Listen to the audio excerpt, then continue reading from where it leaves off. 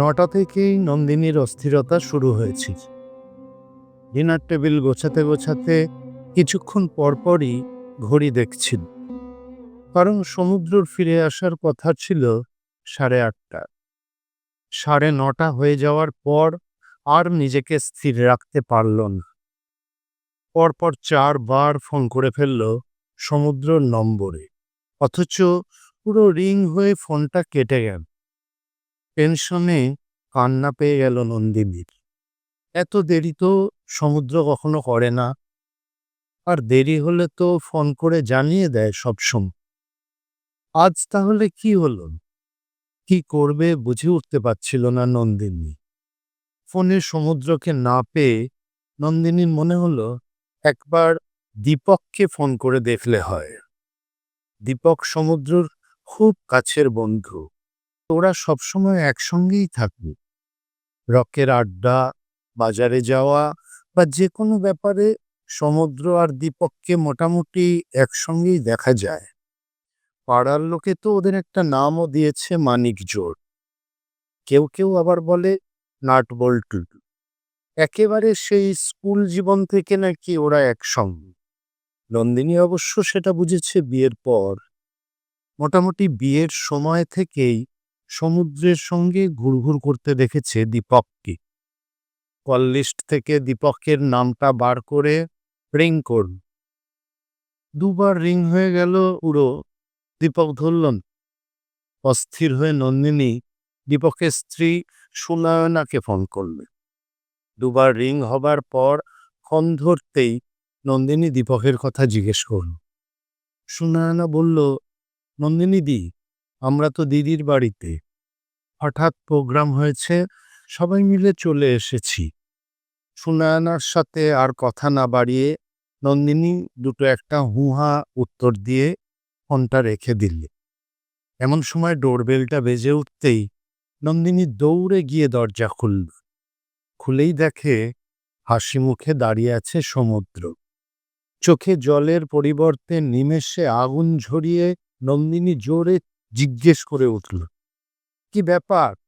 তোমার বাড়ি আসার কথা ছিল 8টায়, আর তুমি ঢুকছো 10টায়? খুব রেগে গেলে নন্দিনী বাঁ হাতের তর্জনী উঁচিয়ে কথা বলল। সমুদ্র সেই তুলে রাখা আঙুলের দিকে তাকিয়ে কোনো কথা না বলে হাতের ইশারায় নন্দিনীকে দরজা থেকে সরে যেতে বলে ভেতরে ঢুকে জুতো ছেড়ে সোজা বাথরুমে চলে গেল। দেখে নন্দিনীর মাথা গেল আরো গরম হয়ে। চিৎকার করে বলল, কি ব্যাপার? আমার কথা দেখছি তোমার কানেই ঢুকছে না। 4বার ফোন করলাম, ধরলে না। 8:30টায় অ্যাকোয়ারিয়ামের মাছগুলোর খাবার দেওয়ার কথা ছিল, সেটা মিস হল। 9:30টায় অ্যালার্জির ওষুধ খাওয়ার সময় পর্যন্ত পার হয়ে গেল। এখন 10টায় বাড়ি ঢুকছো, তাও কোনো উত্তর দেওয়ার প্রয়োজন বোধ করছো না। সমুদ্র হাত পা ধুয়ে এসে সোফায় গা এলিয়ে দিতে দিতে বলল, আরে বাবা, বিশেষ বিশেষ দিনে এরকম হয়।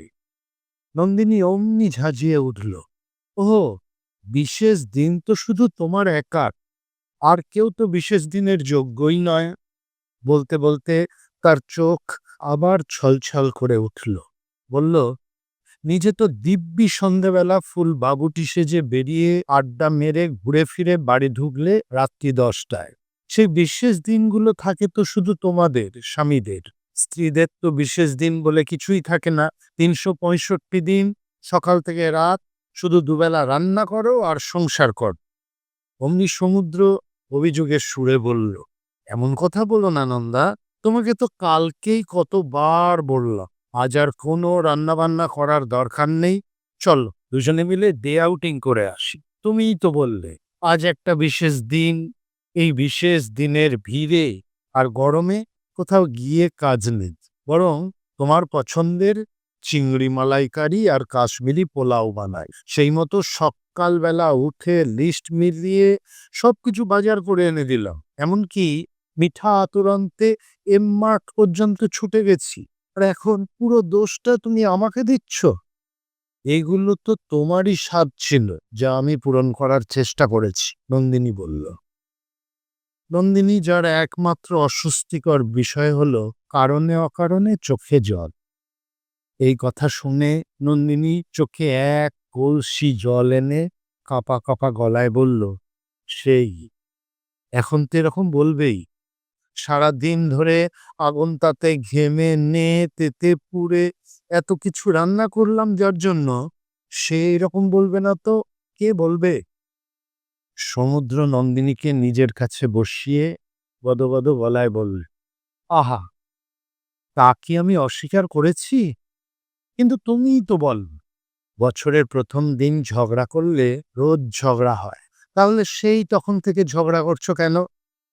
নন্দিনী আবার বলল, বেশ উত্তেজিত কণ্ঠে, আমি তোমাকে চারবার ফোন করেছি, তুমি ফোন ধরনি কেন সেটা আগে বল। সমুদ্র বলল, বোঝই তো, আজকে একটা বিশেষ দিন, চারদিকে এত মাইক বাজছিল, এত গাড়ি ঘোড়ার হর্ন, মানুষের হইচই, যে পকেটে রাখা রিংটোন আমার কান পর্যন্ত এসে পৌঁছায়। কি করি বলো? নন্দিনী বলল, তোমার তো মুখে উত্তর সবসময় রেডিই থাকে, তা এত কিছু কি এনেছো শুনি? সমুদ্র বলল, ওই তো দেখো না, ব্যাটটা তো কাছেই রয়েছে। নন্দিনী বলল, না থাক, বরং চলো আগে খেয়ে নে, এরপর খেলে আবার খাবার গরম করতে হবে। সমুদ্র বলল, একদিন খেতে দেরি হলে মহাভারত অশুদ্ধ হবে না, আগে এগুলো দেখে গুছিয়ে তুলে রাখো, তারপরে দুজনে মিলে একসাথে খাব। নন্দিনী বড় বিগ শপারটা টেনে নিয়ে রাগত স্বরেই বলল, এতগুলো ক্যালেন্ডার এনেছো? কতদিন বলেছি যে ক্যালেন্ডার বাড়িতে আনবে না, বাড়িটাকে কি একেবারে চায়ের দোকান বানিয়ে ফেলবে? সমুদ্র বলল, আহা, সেই জন্যই তো বলেছিলাম, চলো দুজনে যাই। তুমি বলতে, শুনুন, মিষ্টির প্যাকেটগুলো দিন আর ক্যালেন্ডারগুলো রেখে দিই, তাহলেই হতো।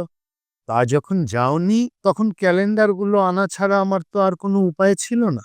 ক্যালেন্ডারগুলো না হয় মালতী, পুতুল, রেখা, আরো যারা তোমার সারা বছরের হ্যান্ডস আছে তাদের একটা করে দিয়ে দিই।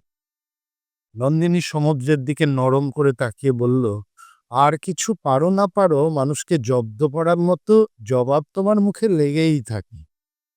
এই বলতে বলতে একটা বড় সোনপাপড়ির বাক্স তুলতে তুলতে তার নিচে দেখলো একটা লাল রঙের সোনালি রিবনে বাঁধা সরু বাক্স, ঠিক গয়নার বাক্সর মতো। নন্দিনী আনন্দে গদগদ হয়ে উত্তেজিত গলায় বলল, হ্যাঁ গো, এটা কি? বলো না এটা কি? মনে আনন্দের বুদবুদ খেলছে। সমুদ্র মোবাইলের থেকে চোখ না সরিয়ে বলল, দেখো কি আছে। বাক্সটা খুলেই নন্দিনী বাবা গো, মা গো বলে চিৎকার করে একেবারে লাফিয়ে উঠে দৌড়ে এসে সমুদ্রকে জড়িয়ে ধরল। সোনপাপড়ির বাক্স, গয়নার বাক্স, ক্যালেন্ডার সব মাটিতে গড়াগড়ি খাচ্ছে। আর নন্দিনী সমুদ্রের বুকে মুখ গুজে ভয়ে কাঁপা কাঁপা গলায় বলে যাচ্ছে, ওটা সরাও, ওটাকে সরাও, ওটা ছাড়া ওটাকে। সমুদ্র চুপচাপ নন্দিনীকে জড়িয়ে ধরে সোফায় এলিয়ে আছে। নন্দিনী এবার বলে উঠল, ওটাকে সরাও, না হলে ওটা যে আমার গায়ে উঠে আসবে। সমুদ্র বলল, তুমি যে আমার গায়ে উঠে এসেছো, তাহলে ওকে তাড়াবো কি করে? তাছাড়া ও বাক্সে রয়েছে, বাক্সতেই থাক, তুমি এভাবেই আমার কাছে থাক। এই শুনে নন্দিনী একটু ধাতস্থ হয়ে ঘাড় ঘুরিয়ে দেখে টিকটিকিটা সেই একইভাবে বাক্সর ভেতরেই রয়েছে। সমুদ্রের দিকে তাকিয়ে নন্দিনী এবার ভ্রু কুঁচকে বলল, ওটা জ্যান্ত নয়। সমুদ্র হেসে বলল, "হুঁ, আজকের দিনে এমনই আর কি কেউ করে? আমি ভাবলাম, ধুর, সব ছড়িয়ে ছিটিয়ে যাচ্ছে তাই হলো, এখন সব গুছোতে হবে।" এই বলে সমুদ্রের কোল থেকে উঠতে যেতেই সমুদ্র টেনে বসিয়ে নিল নন্দিনীকে। বলল, এতক্ষণ যে আঙুলটা তুলে শাসাচ্ছিলে, এবার সেটা দেখি, একবার মোটকে দিই। বলে নন্দিনীর ডান হাতটা নিজেই টেনে নিয়ে অনামিকায় একটা সুন্দর আংটি পরিয়ে দিতে দিতে বলল, শুভ নববর্ষ। নন্দিনী আনন্দে সমুদ্রকে জড়িয়ে ধরল, ফিসফিস করে বলল, এত দুষ্টু বুদ্ধি তোমার মাথায় আসে কি করে গো?